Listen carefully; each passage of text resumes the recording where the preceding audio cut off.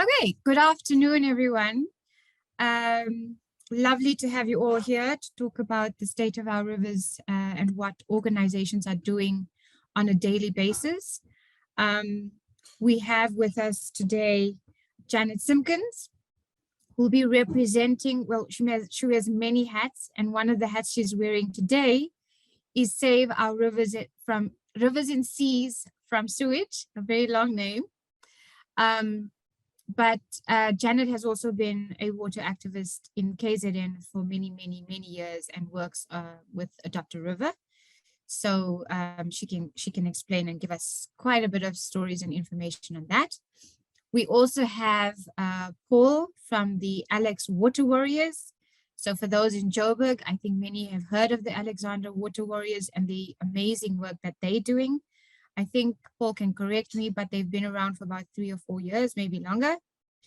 And very important group that is not only cleaning the rivers, which is the Yuxke, but also, creating awareness and building education and awareness across the area. And then we also have Fritz Bekker with us today from Gariep Watch. And Gariep Watch monitors about 800 kilometers of the Orange River. And part of that is linked to the agricultural sector, but also they have, and I think we're going to learn from them, they have laid charges, criminal charges against a few municipalities and municipal managers. So that's something of interest for us. So welcome everyone, and thank you for your time. For those online who are joining us, please feel free to introduce yourselves in the chat so we can get an idea and everyone else can get an idea of who's with us today. We're going to start off with Janet. And I think, Janet, for everyone, I think what would be really nice is if you can just tell us firstly your view on the state of rivers and the ocean in KZN, but also what has been done and why has Save Our Rivers and Seas from Sewage been established, and what are your key points of action. So that's, we're going to have it as a conversation, so there's no presentations, but I will give you've got 10 minutes to go ahead. Thank you. Thank you, Ferrial, and well done for making it on time. I'm sure you're going to update us on your interesting morning. It's really a pleasure to be here, and as you rightly said, I wear 2 caps, or I come mainly with 2 caps. The first being that I started this water journey with just a campaign called Save Our Rivers here in KZN. And in one of the larger catchments, the Duzi Gaini rivers. And just through being on the ground and starting to ask questions, recognizing that perhaps things weren't right, that there was something wrong with our water, and wanting to understand that a bit better, so evolved more than just a campaign and the formation of a full non-profit to really tackle head-on some of the really complex issues in and around our rivers, and ultimately what ends up in the ocean. And so we've really been an organization on the ground in KZN, and although we started in the Duzi Mgeni catchment, we have connected with groups north and south, community members, other organizations, towns, communities inland, as well as across the country. So that's been the most amazing journey, because recognizing that this wasn't only a one province issue, that we were all facing quite dire, similar problems, was a really harsh realization, but also to know that we with maybe a common voice, with a broader understanding and recognizing who'd done what in certain areas might help our cause here locally. So that was a really good connection to make, and a really good journey to be on. Just very briefly, through Adopt a River, we tried to connect the corporate sector, work with municipal departments and government. And we know that there are various structures there in the environment and in the water space. So that's quite tricky, trying to connect with the right organizations. But that's ultimately our goal, is to find an area of need, establish what that is, where the problems are coming from. Some are really complex and are not going to be solved overnight, but just to try and put the right people in the room and find positive ways forward. And so we've been doing that for some time.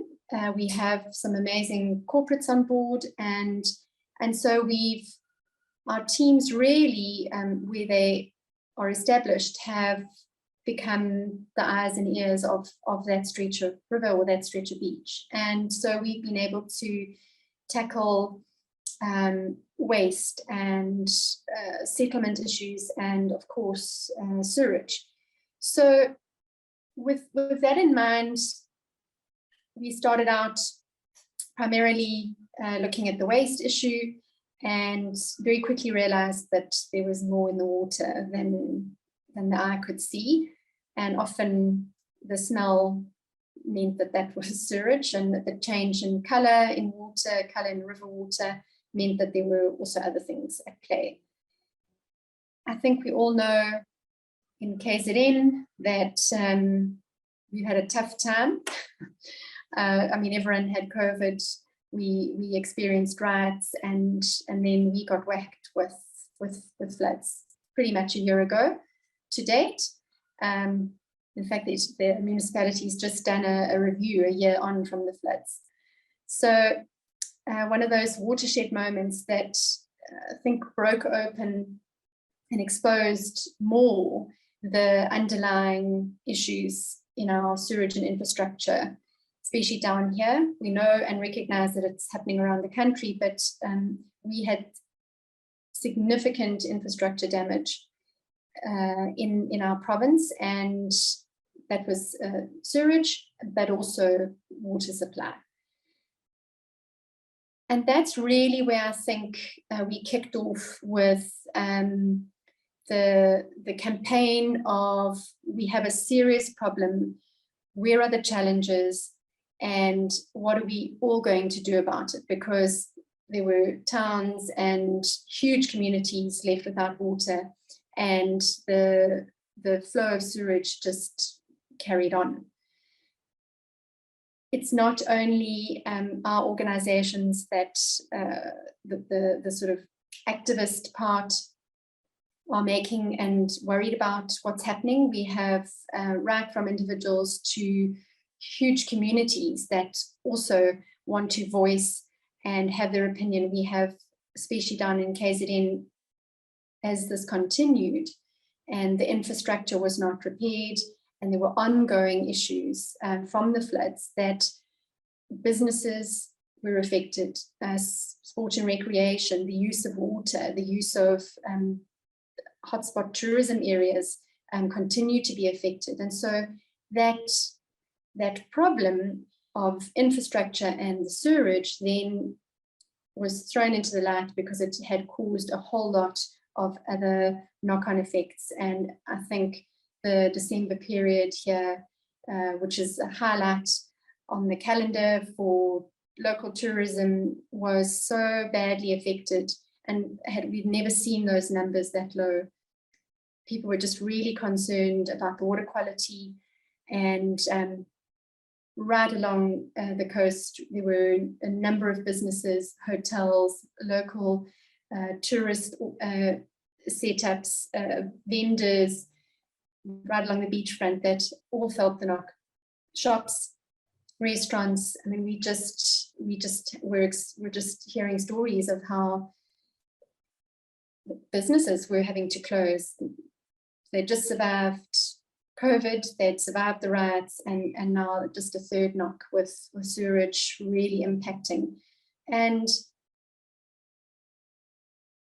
together with a number of concerned individuals, ranging from businessmen to water users, local community, the need to try and tackle this on another level arose. And so that's how Save Our Rivers and Sea from Sewerage came about. It's now a formally registered nonprofit with the vision to remain apolitical, to have experts and professionals on board with the knowledge and expertise required to engage the right departments in municipality to perhaps have an oversight function, but also offer support for what's needed. What are the struggles? Is there a way that private sector, through this channel of having a nonprofit, could get involved to escalate or try and fast track some of the issues that need fixing, and longer term to try and keep in place a stable infrastructure. So we recognize that some things are taking longer than others, and we have huge wastewater treatment plants that were affected, and that's not going to be a quick fix. But simple things in place at some of these sites might make a significant difference to how water is then put into the outflow. So that was really where we came on board. And the next step, because we have drawn together a number of professionals, is to engage, and if need be, with a bit of law on our side, to try and get us that one step closer to finding those solutions.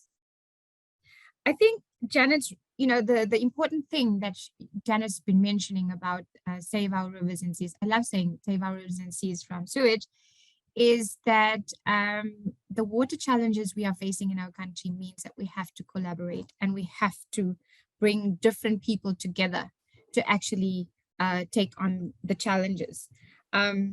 So if I was a little bit late this afternoon, but one of the things that we've been trying to do is to lay criminal charges against the city of Joburg for pollution. And it has been actually quite a drama, and I will fill you in at the end. So if you stay on, I would hope that many of you would stay on, because I see some of you that might be able to assist us to actually get this thing done.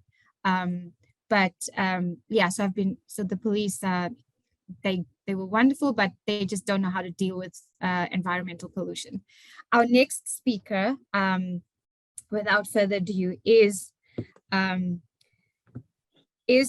Paul from Alex Water Warriors. And just to let people know about some of the things that Paul Maluleke has been involved in, is that in the short time that the Alex Water Warriors has been around, he's developed or built a team of about 250 volunteers.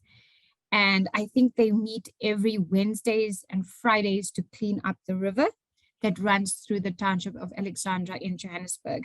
So, this project was born out of passion and necessity. And I think when we listen to Paul, you will get the sense of both of that. So Paul, for you just to basically talk about, how Alex Water Warriors came about and the kinds of things you've been doing. What are your successes, your challenges, and where do you see this going? Thank you. Okay, thanks.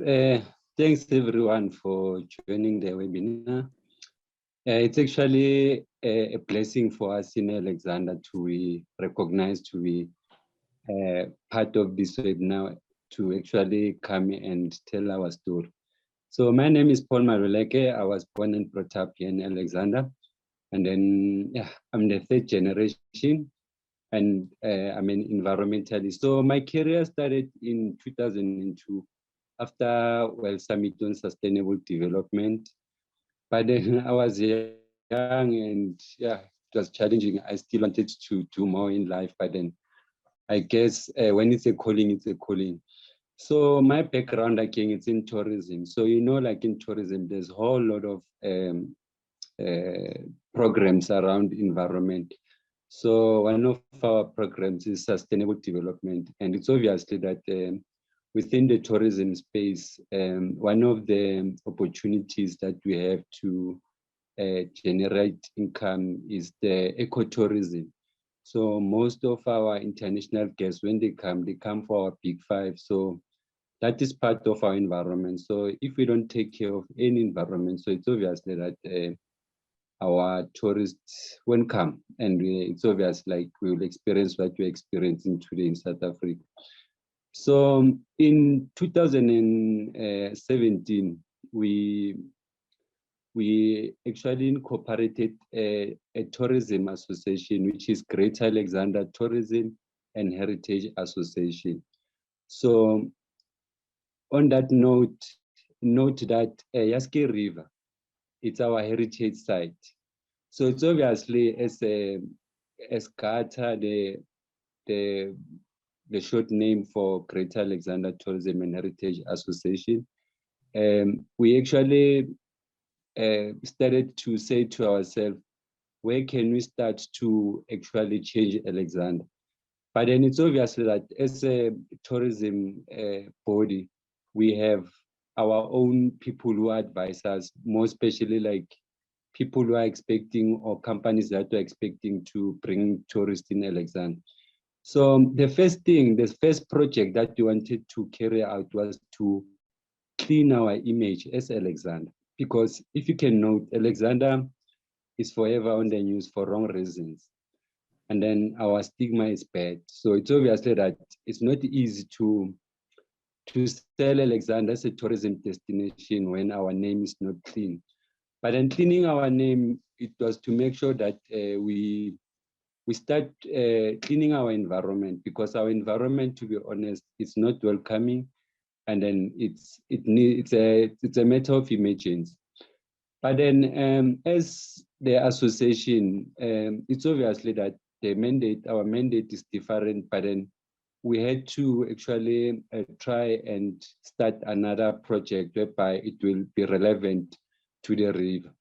So it's obviously that we are doing our research and development, and then hence I was saying that we have our partners that are advising us, like organizations like AMA, and then we do have like a working relationship with government, because it's obviously like to touch any natural resource, you need to have permissions. But then we also learned that there is like forums like Yaski River Catchment Forum, which is we also had to liaise with them in terms of understanding what's happening within the river system. So our project, Alexandra Waterways, started in 2021 in September. It was a Heritage and Tourism Month. So on my side, we took advantage that is a Heritage and Tourism Month. But I remember, I think the levels were like, it was level 2 by then. And then for us, we wanted to actually like start like doing something. But then because it was COVID, it was hard. And one of the elements that COVID has done to our community was to divide us and to make sure that as communities, we have like, we sort of like develop further problems. Okay, a lot of people like, they started like losing their jobs. And it's obviously like here we're talking about people who are over 40. And then it's obviously our government system will tell you that for employment, they want from age 18 to 35. So for us with other stakeholders, we thought that again, the river will assist us to unite us again as the community of Alexandra. And also we believe in the system of upstream and downstream.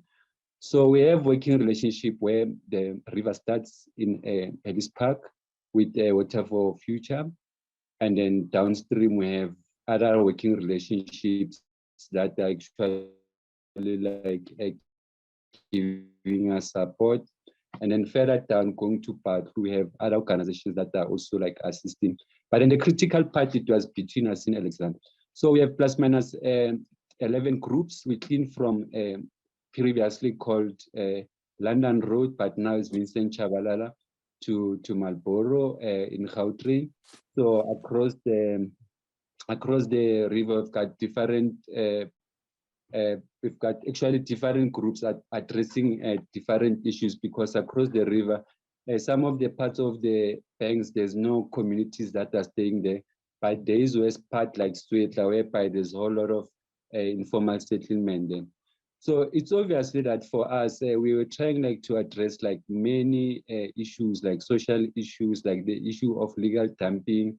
And then it's obvious, like when you're talking about illegal dumping, there is other crimes that were happening, like within the river, like the issues of illegal mining, the illegal sand mining. And then it's obviously like there is people who are using a river for their wrong activities.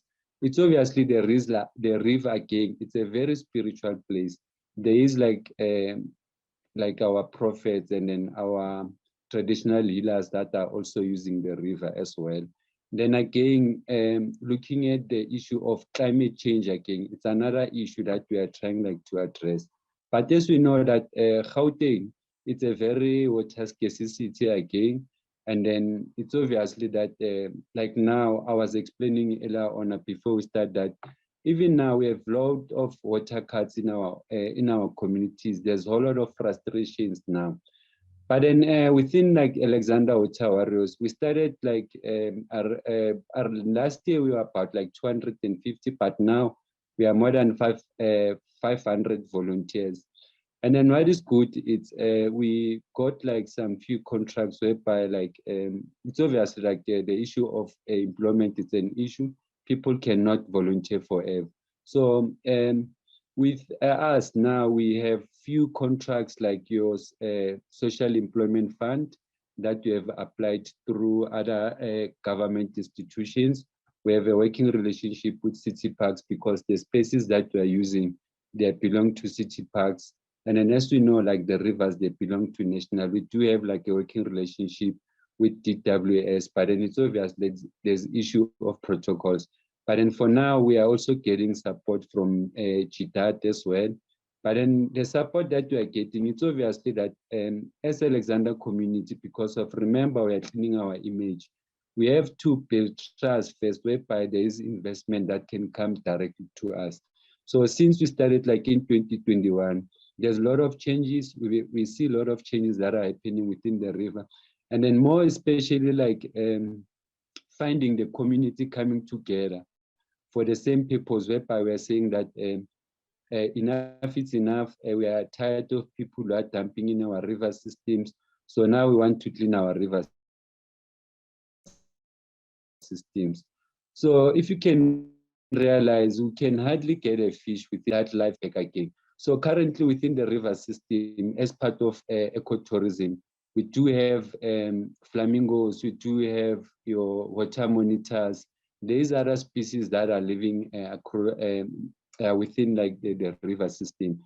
So within our groups, to ensure that there's sustainability, we have now realized that the waste that we are taking out of the river, we can create or we can turn that into cash. So now we have CCBSA, which is Coca-Cola Beverages South Africa. And then we have like organizations like We Love Alex, which is they are also trying to clean up Alexander. So we have came together as we have like a one common vision. But then it's obviously that it's an issue of resources, and then to make sure that we all like carry like different mandates. But what is important now, it's when we started, we actually started like within a space whereby it's a very political space. Alexander, it's a very political space. And then it's obviously like within the government system, we need to make sure that we create like a working relationship with our councillors and other stakeholders. But then we are slowly like getting there, but I'm hoping that from now on, we'll get like more external stakeholders on board. Thank you so much, Paul. I think you said so much in a short space of time. And I think I liked that you talked about river as a spiritual place and water being that, and rivers as a means to unite. And I think that that is important because the impacts on our river, the state of our rivers and streams, means that, we're all going to be affected going forward. I mean, there were the recent reports from the water conference in the UN was that we, as South Africa, we're going to be running out of water by 2030, which is just around the corner, and even worse in sub-Saharan Africa, 2050. So it's upon us all to kind of do something around the water. But I must say, 500 volunteers, we have a lot to learn on how that has happened. It sounds amazing. I'm sure there's going to be lots of questions for you after this. So thank you so much for sharing with us. Our next speaker is Fritz Bekker. Fritz is from an organization called Gariep. And as I mentioned, they're working on a few places, but predominantly on the Orange River. And the key thing for me with the work that Fritz and Gariep have been doing is the dockets that they have opened with SAPs. And I think today it's going to be a learning curve for me because I've been struggling. I will share my story about trying to get these charges. But they've opened dockets for Bloemhof, Christiana, Warrington, Valhars, Jan Kempdorp, and Berkeley West. All of these have been issued, sent to the environmental inspectorate in Kimberley. So Fritz also Fritz is working on an MSc right now with the results from the studies that they've done around the rivers, around the river. Can you give us, firstly, introduce Gariep, but also maybe just jump to what are these dockets about? What brought that along, and how did you go about doing it, and what were your challenges? Thank you for the opportunity, Ferrial. You've only mentioned the towns that we're prosecuting in the Lower Vaal River, but we're also prosecuting the municipal managers on the Lower Orange River and Middle Orange River. Gariep started with a study, a first phase investigation that was requested by the agricultural industry in the Lower Orange River during 2017. And I started seeing that the river is not clean anymore, and the foam on the agricultural lands and phytosanitary problems. And they appointed me firstly as a consultant to investigate and see where the problem is coming from. I did a first phase investigation in 2017, and based on that investigation, I initiated a quarterly monitoring program as the Department of Water Affairs stopped monitoring this very important river system, which is the Lower Vaal River and Lower Orange River. And the system is below the Vaal, the Van der Kloof Dam in the Orange River, and below the Bloemhof Dam in the Vaal River, all the way to Simpkins. And we initiated this quarterly monitoring program, and we made use of the Water User Association. They must do the monitoring, and we've trained them to take the samples, and we changed the sampling localities to not reflect the Department of Water Affairs' localities, but upstream and downstream from the major point sources of pollution, which we found with the local authorities. So the local authorities are the biggest polluters in South Africa at the moment, without a doubt. And we're finding ourselves in uncharted territory with the amount of sewage in the river. We've never seen something like this in South Africa. I can go down from Bloemhof, Christiana in the Vaal River, all the way. Every municipality discharges its sewage into the river. If you look at the Orange River, same thing, from Van der Kloof, Hopetown, not Prieska, all the way down Uppington, Kakamas, discharging their raw sewage, mostly raw sewage, into the river. We then adopted a two-tiered approach to handle this. Firstly, to do research. We take samples, forensic quality samples, and we research the effect of the sewage pollution on the river system. And the second tier is to follow a legal process. I'm quickly going to the research part. As I said, we're doing this quarterly monitoring. We found the point sources of pollution. We've analyzed exactly what is coming from these point sources, which is what is coming from these municipalities. In short, very high bacteria concentrations, E. coli, very high COD, ammonia, total nitrogen, suspended solids, salinity, orthophosphate, and then metals, manganese, and especially iron. The things that we know that is in there that we're investigating at the moment: pharmaceutical breakdown products, personal care products, carcinogenics, mutagenics, viruses, fungi, and parasites.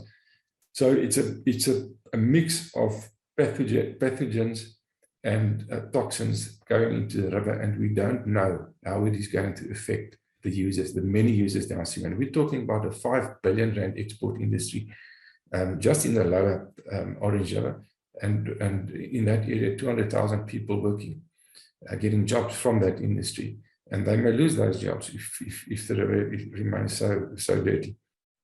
So on our research, what we're doing with the University of Stellenbosch at the moment, analyzing these point sources of pollution and exactly what is in there, then we found that a seasonal contribution coming down the Vaal River from Gauteng, and this is a pulse of very, very poor quality water that reaches the lower Orange River during periods of high flow in the Vaal River, and the water quality is exceptionally poor at that time. And we've monitored this pulse over a couple of rainy seasons, and we know exactly when it is coming and what is in that water. And we've also been warning the municipalities, so you don't use this water for potable purposes during this next week or two, when this first flush of sewage is coming down from Gauteng. Then we're calculating the mass balance of the pollutants coming down from the municipalities and from the Vaal River, and we're working on the risk of the sewage to the users in the area. I can quickly mention that we're investigating hospitalizations and admissions at the hospitals that use water, treated water, potable water, from municipalities next to this river. And one hospital in Uppington, the Dr. Harry Surtey Hospital, we found 61 cases of admissions on one day because of diarrhea. And that correlates very well with the water quality in the river. So the municipalities aren't able to clean the river under all circumstances, or clean the river water under all circumstances. So sometimes when the bacterial load is very high, you find that it goes through towards into the potable water system. We're lastly trying to develop an index of monitoring tools, because, as I said, we're in uncharted territory. If you look at the general standard, it's required of municipalities to monitor their effluents and look at E. coli, salinity, maybe dissolved oxygen and so on, but there are so much more to sewage than only that. And we're trying to develop a toolbox and look at environmental toxicity and sediment toxicity and a whole range of variables to accurately monitor the dangers of sewage. Then our next tier, the second of the two tiers, is of course our legal process. We're gathering evidence against these municipalities with the research process, and using that as to prosecute the culprits, and specifically the municipal managers in charge of those municipalities. And the process that we're using, we're firstly going for criminal charges. That's where we start. So it's not difficult if we have the evidence, which is the sampling upstream, downstream, and the effluent, and you have the results, and it was tested by a SANAS accredited laboratory, so that you can use the evidence in court. attach it to the report, and go to a police station and lay a criminal charge against the municipal manager, and they must take that charge. And then the next phase is we go to the Department of Water and Sanitation, and we give them the information. So in a way, we're just oiling the wheels of a system that is broken, that is not working at the moment. And then we take the same information and we go to the Environmental Inspectorate, the Green Scorpions, and the Human Rights Commission, and we lay charges with all of them. With these municipalities in the Northern Cape, we've managed to get directives against all of these municipalities, almost like 80% of these municipalities. So that's Water and Sanitation directives and Environmental Inspectorate directives. And then they're investigating the case, and they give the information back to the police, and the police will take it to the National Prosecuting Authority, and they must then charge these municipal managers. And if they don't, they must give us a knowledge prosecution, and they must tell us why they're not charging the municipal managers. Because they have the information, we've proven that they are polluting the river, and if they don't give us a knowledge prosecute, then they must prosecute themselves. Then in a way, that there's a lot at stake.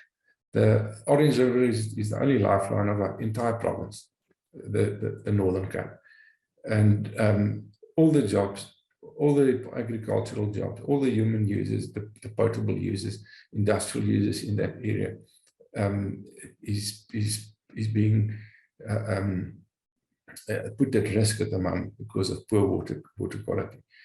And what we then can do with that information is we can obtain an interdict against the polluters. We can get an explanatory order. We can claim for damages. And I'm talking about billions of rands if the export market is lost because of poor water quality being irrigated. We can claim for costs, we can take class action, and etc. So we're not just getting the information for nothing. We're actually going to use it against these municipal managers. The issues that we find, the large infrastructure issues, it's going to cost a lot of money to fix the Vaal River, to make sure that the Vaal River doesn't pollute the Orange River. And for that, political will is needed. To educate people, that's the long route, to change the hearts and minds of the people. That's very important in towns, but it's going to be a long route to take. And we know we're in dire straits at the moment. The water quality is deteriorating very, very rapidly at this stage, and we can start impacting on the entire agricultural business at any time. So we don't have time to waste. Thank you, Fritz. I couldn't agree with you more that we don't have time to waste, but also the fact that climate change is making things worse. And so we're having extreme droughts, extreme floods, and we still don't have in place plans to better deal with that as a country. So with all of that, we are sitting in a hot pot of our water system that's going to just fail. I think you've raised some really good points, and I'm going to be, if you have questions, please put them onto the chat, because we're open for questions now. But I just want to touch on some of the things you've been talking about, because it links into what I was saying in terms of what we as WaterCAN have been doing.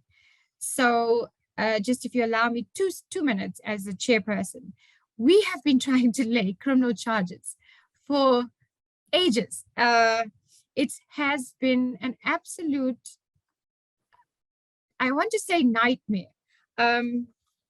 Because, and I'm very curious to know, because I think Tracy Lynn added a question, and this is to Fritz specifically, is that what source of law are you using for the criminal charges?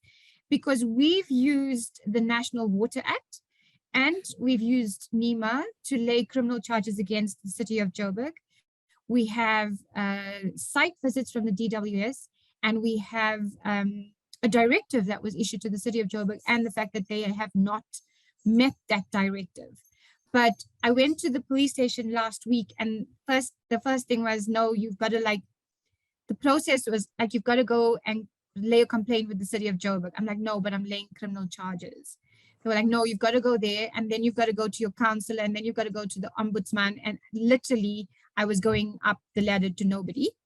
And today I decided I'm going to take an EMI, so an environmental management inspector from DWS, which is what you would call your blue scorpions, to accompany me to the police station. And you have no idea how confused people were about how do you lay criminal charges for environmental pollution. It is a real challenge. And I think that my one thing is that I think, Fritz, we need to have a longer chat about that so that we can actually get this done.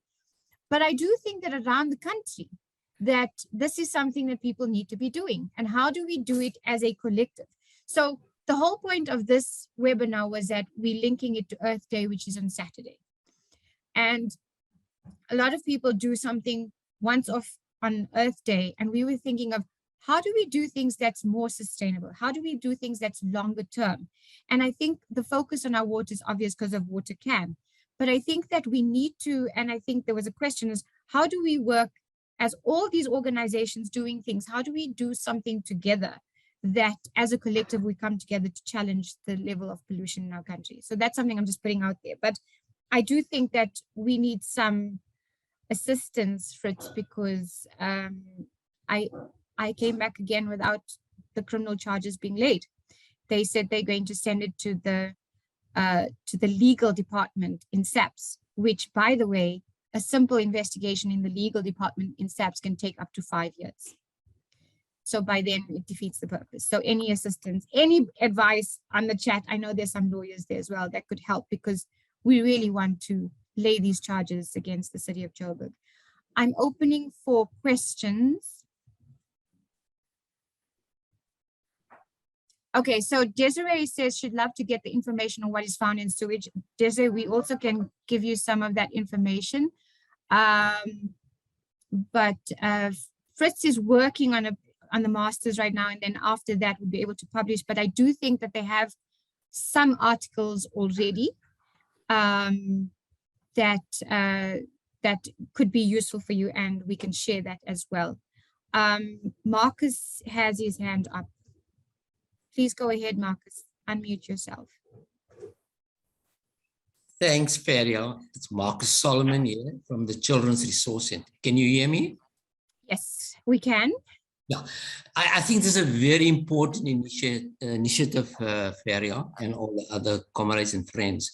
What I really just want to say is that what we've been doing for 40 years now, and Ferrial knows about us, we're saying to whatever is being done on the issue of climate change, environment, etc., we need to involve our children in this country. And we've shown that they can be active participants in making a change. They've got a lot of agency, etc., and we've shown that. And what this issue of the rivers, in fact, we tried to clean up 1 or 2 rivers in the Eastern Cape, Cholo River, etc. We haven't been very successful. For example, in Port Elizabeth, Bekker now, Ferrial just assisted us with a very sophisticated kit to test the water. Not to be long, we would really like to get involved. And what we're saying to all the participants, let's involve our children. And I'm not talking youth. I'm talking children of primary school going age. Now, on the issue of litigation and laying charges, we can actually take up this issue on behalf of the children of South Africa. There have been very successful campaigns like that in other countries. And if there's going to be a litigation to the Constitutional Court, we will be partners. We can mobilize our children to become partners of this issue. For example, Fritz and Paul have raised some very beautiful examples of what is possible. What we are really emphasizing is the solidarity movement within this issue. And we say, let's not just think about youth and adults. Let's think about our children. And there are 26,000 schools. If every 2-3 schools can adopt a river, we can adopt a very beautiful, proactive program. Children can do research, and there's no amount of research they can't do. We've done some very sophisticated research with children of primary school going age. So yes, we're looking forward, and look forward to chatting to Janet and to Fritz, and of course, ongoing Ferrial. But our big mission is to build a movement of children. Our environment program is 35 years old. We've done street cleaning, beach cleaning, rivers, etc. So congratulations and thank you very much. We look forward to collaborating. Thanks, Marcus, and always good to have your input and to remind us to have the voices of the children. Just some quick questions that have come up is from Jill, who are the Blue Scorpions? What is their mandate and how do we get hold of them? So Jill, the Blue Scorpions are equivalent of the Green Scorpions. The Green Scorpion sits within the Department of Forestry, Fisheries and Environment, and the Blue Scorpion sits within the Department of Water and Sanitation. The difference is DFFE have a lot more Green Scorpions than DWS has Blue Scorpions. So they understaffed, I would say. But their mandate is the same. So they can investigate, they can do search and seizure kind of things as well. And then there's a well done, Paul, and all the parties involved to make impact downstream. Okay, sorry, I'm just trying to see some of the questions. There was one after that. Jackie had a question directly for Marcus, so please have a look at the question, Marcus, and then you can respond. And Joe, to get involved with the Blue Scorpions, I can, it's the Department of Water and Sanitation Inspectorate, Environmental Management Inspectorate, and I can share with you the details that if you need. Yeah, are there any other questions? Yes, we've got 3 raised hands. I can't see the hands, so if you can just allow them to one by one. Okay, so the first is Antoinette. Go ahead, please. Antoinette, unmute yourself.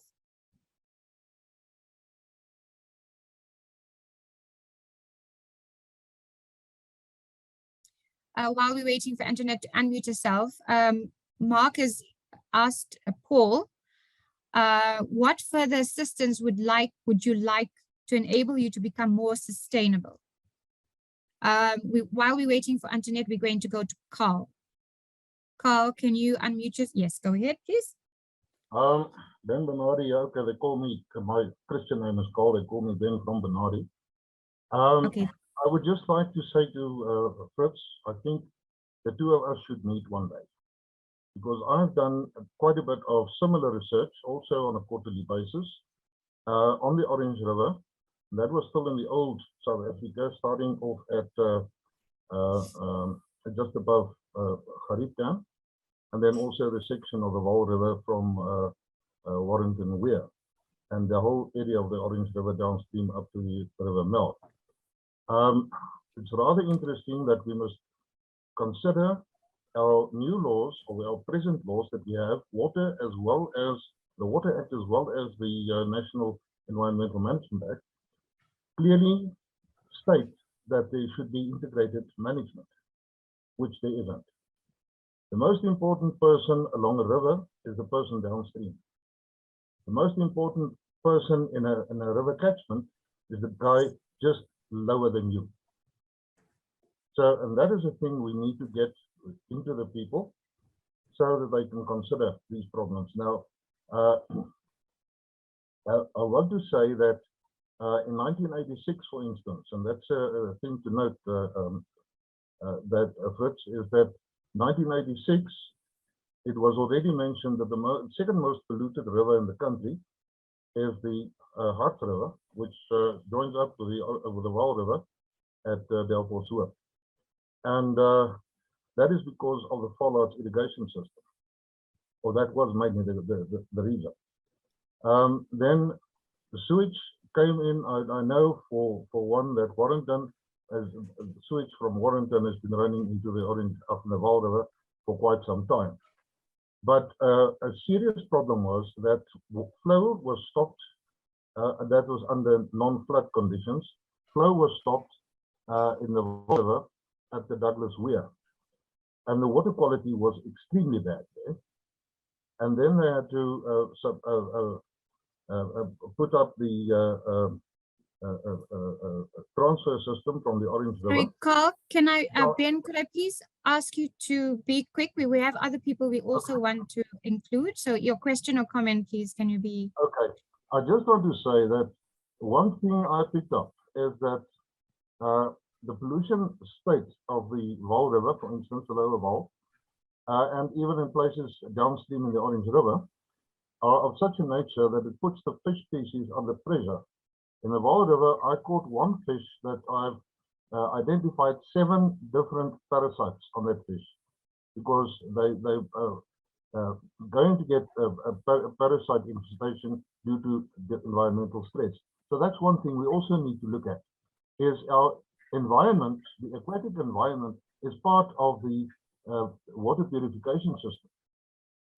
And we are not looking at that. We're going to lose Thanks. Thank you, Ben. Thank you so much for your comment. Yes, I think that your comments are, it makes sense in terms of lower lying farmers as well, and the whole environment. The river ecosystem as a whole needs to be looked at, and I think you're right. Tracy, you can go ahead. Just before Tracy's going to be the last comment, and then we'll ask each of the speakers just to wrap up and, just to say something short. And from WaterCAN, we'll be giving you some of the things that we'll be doing. I think, Fritz, we'd love to have a kind of a poster from you on a step-by-step to issue criminal charges. Tracy, go ahead. Tracy Lynn, please go ahead. Hi, Ferrial, can you hear me? Yes, I can. Perfect, thank you. I'll be quick. So I think the legal strategy of using the criminal law framework and in a way having a swarm of these cases against municipal managers is very important. And then to proceed to private prosecutions in some of these cases. I just want to highlight, I think, two points that I think relate to the systemic issues that are at play. The reason we're having this problem is firstly because we have a waterborne sewage system in this country, which is not sustainable.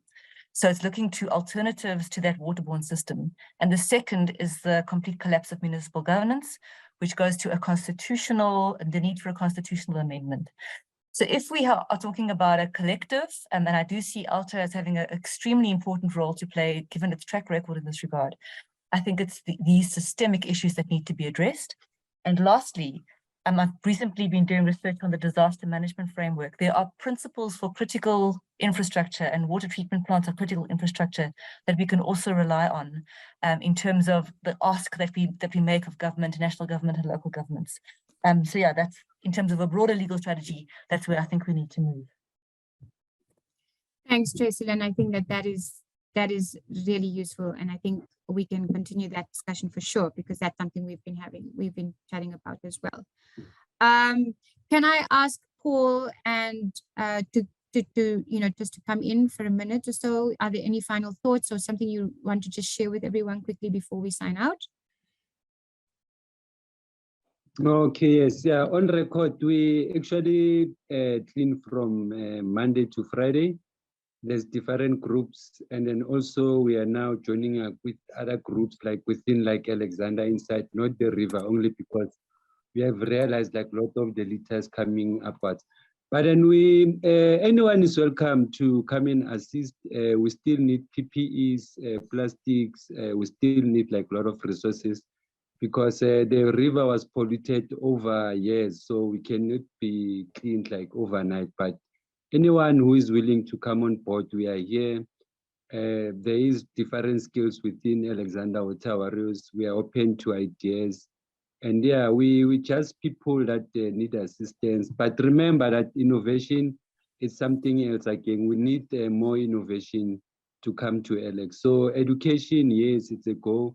We are doing a lot of awareness programs. I wish we can do more, because there is a lot of other areas that we can join in with other projects. Children, yes, we do work with children. most of them, we monitor them, they play along the river. And then it's obvious they are learning from us as well, because we've also installed like litter traps. Now they understand like in future what kind of innovative ideas they need. So it's just that we cannot risk their health to go inside the river, but for them, it's a learning curve. Thank you so much, Paul. Yeah, I think you've raised an issue about also safety and working in some of the rivers, with like people need to know. And when you're working with children, you have to take extra precaution. Janet, would you like to just come in and some final comments? Thank you.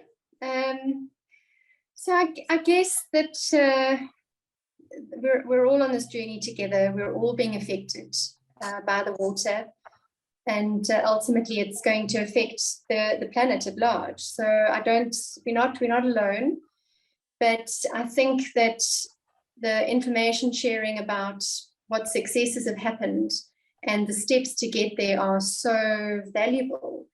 And I'd like to see how far down the line. I mean, we've also tried with criminal charges on our side, and it's not an easy process. And I just feel like sometimes we want to give up, but we can't. And you've gone 3 times, you'll have to go another time, and you'll learn and you'll share. And from there, I think the noise is growing. The activism on the ground, the awareness is such that this can no longer be ignored. And I think more than ever, water has been at the forefront of discussion and in front of media. And this problem is not going away. In fact, it's getting worse. And until we as citizens, and let's not forget the corporates and all the businesses that rely on water and employ people, we're talking about a whole economy that's at risk here, and ultimately our lives. And the more we are not silenced, the louder we speak, the greater collective on the ground. I just feel that is probably our only hope at success here, because there are huge problems, there are expensive problems. It's not easy, but we can't stop, and we have to grow this noise.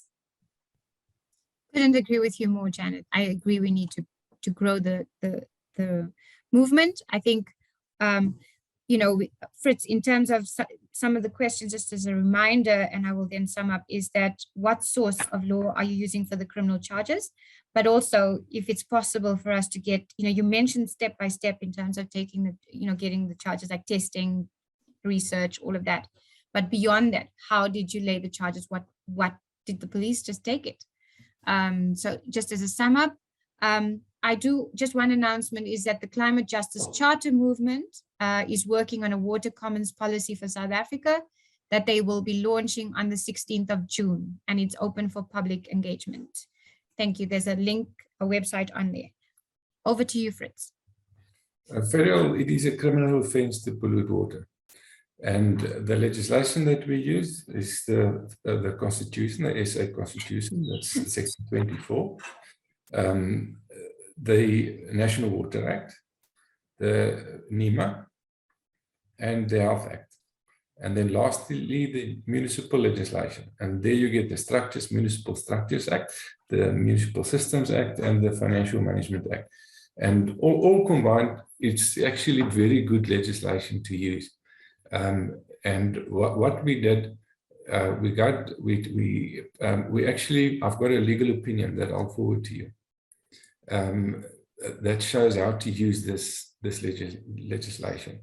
And we attach this to the information. So we create the docket for the police, because they're not specialists in water quality management or so. So we create a docket, we lay the charge at the police station, and we get the number, the docket number, or the case number. And then that process that has been completed, and then they must do their work. Then we start oiling the wheels by getting that docket to the environmental inspectorate, Green Scorpions, because they've got the personnel, as you said. And then we make sure that that everybody does their job, and which they should, because they are being paid. They are civil servants, they must do their job. That's the process that we follow. On Ben Bernardi's question, Ben, I actually know you, I know of your work on the river, and I think we're Facebook friends.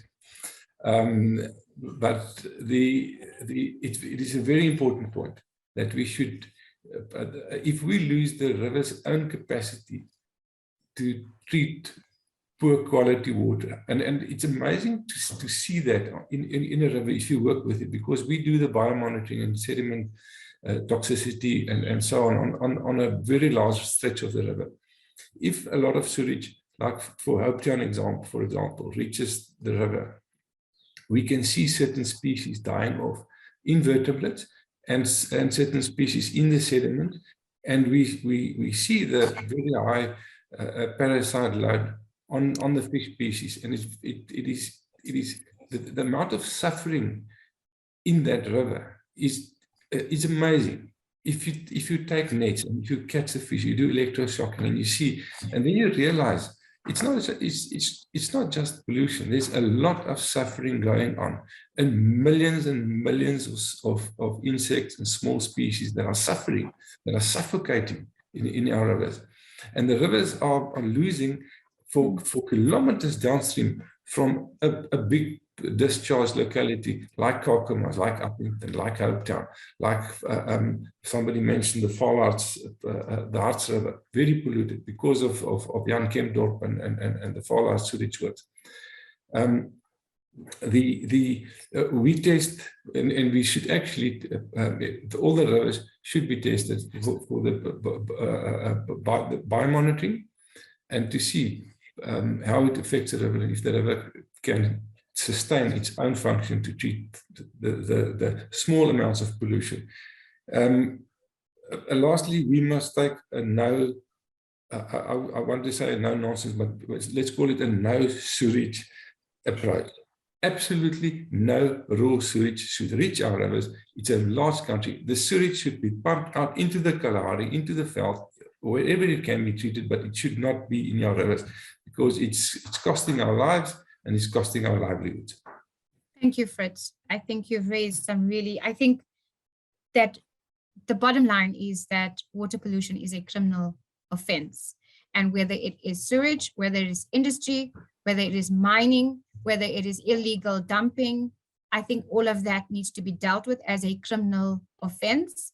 I think for us, what we are asking moving forward, because we usually don't just end our webinars without an action, we're saying that there are some steps.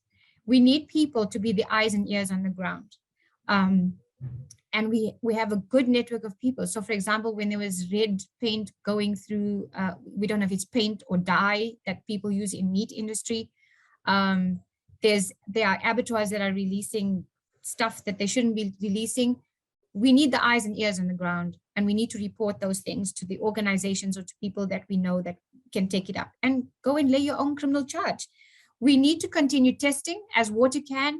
We are very keen on building activist citizen science. So we have testing kits that we take to people, and we help them to test their water and train them, and they can then run with it and test on a monthly basis. It's easy to use, and we need to continue doing that. I think the education and awareness element, both Paul and Janet have mentioned it, have stressed it. We have to continue with that, and we have to keep building this movement. We can't be working in isolation. We cannot be piecemeal organizations trying to fix a river that flows throughout our country. And I think that we need resilience to keep fighting. So yes, Janet, I will go back to the police station for the 4th time. But on a serious note, I think that we need to create an awareness amongst the South African police to say that it is okay for us to issue a criminal charge for pollution. The fact that, Fritz, you had it so simple. I mean, we followed the same processes. We, in our mind, knew exactly what we were going to do when we had our docket. But we couldn't get it past step 1, where the police were saying, no, sorry, this is not a criminal charge. So we have those challenges. And I think together, we need to learn from each other and share that information, share widely the steps that people can follow. like also you said you're going to share with me an affidavit. We have an affidavit as well, but looking at how do we share those resources so that someone, and I've saw people in Northern Cape and, you know, Free State, can use the same kind of documentation to go and issue their state, their kind of, we need to do it everywhere. It can't just be a few places.